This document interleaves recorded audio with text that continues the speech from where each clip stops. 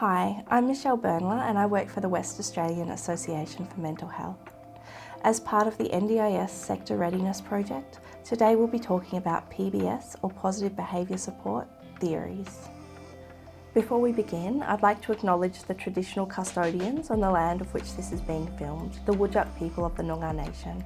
I pay my respects to elders past, present, and acknowledge that this is Aboriginal land that was never ceded. I also extend those respects to any Aboriginal or Torres Strait Islander people watching today. I would also like to acknowledge the courage and contribution of people with lived experience, whether that is lived experience of mental distress or of caring for someone with mental distress. Those with mental distress have shaped the way for us, and we really do stand on the shoulders of giants. I'd also like to acknowledge that the content we're covering today could be distressing for some people. If you find yourself going sideways or need to talk to someone afterwards, please contact Lifeline on 13 11 14. The first theory we'll be looking at is called the ABCs of PBS. ABC is an acronym. The first letter stands for antecedent. Antecedent means what comes before the behaviour.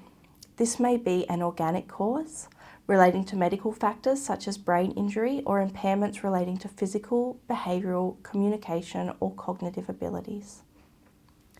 The antecedent may be the person's emotional state, whether they're experiencing joy, sadness, anger, frustration.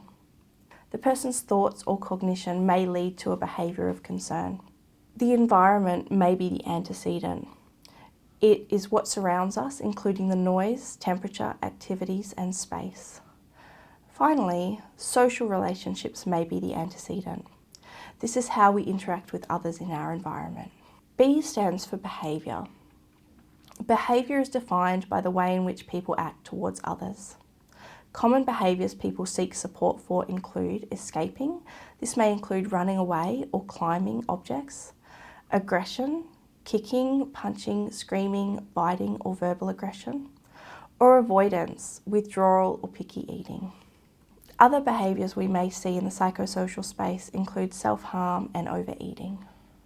The C in ABC stands for consequence. This is what happens immediately after the behaviour. Depending on what the consequence is, the behaviour may increase or decrease. For example, if the antecedent is a child seeing a chocolate on the table, and the behaviour is screaming and punching, and the consequence is that the parent gives the child the chocolate to end the behaviour, it increases the likelihood of the disruptive behaviour happening in the future. On the other hand, if a child becomes bored in class and they start speaking out and making inappropriate jokes, and students in the class are asked not to acknowledge these outbursts, the child is less likely to take part in that disruptive behaviour in the future. By looking into the antecedent, the behaviour and the consequence, we can predict whether behaviour is more or less likely to occur and what is making it occur. The second concept is FERB, functionally equivalent replacement behaviour. A functionally equivalent replacement behaviour is educating the person who experiences challenging behaviour to develop a new behaviour that meets the need of the original behaviour, is more appropriate or acceptable for both the person and those around them, and has natural motivators included in it. An example of this in a school setting might be if a student continuously acts out in class when they are feeling overwhelmed with their schoolwork and consequently gets sent to the principal to have their behaviour addressed.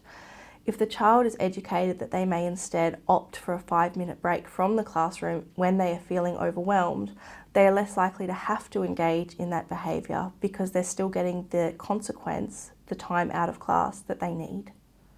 The next theory we'll be addressing is Polyvagal theory. This was developed by Dr. Stephen Porges, who says, when our nervous system fails, we use a behaviour. This is a look at the vagal system.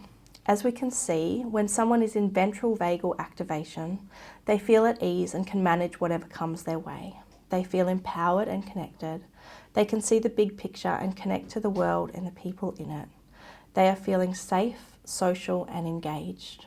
When the person has sympathetic activation, they are feeling overwhelmed and having a hard time keeping up.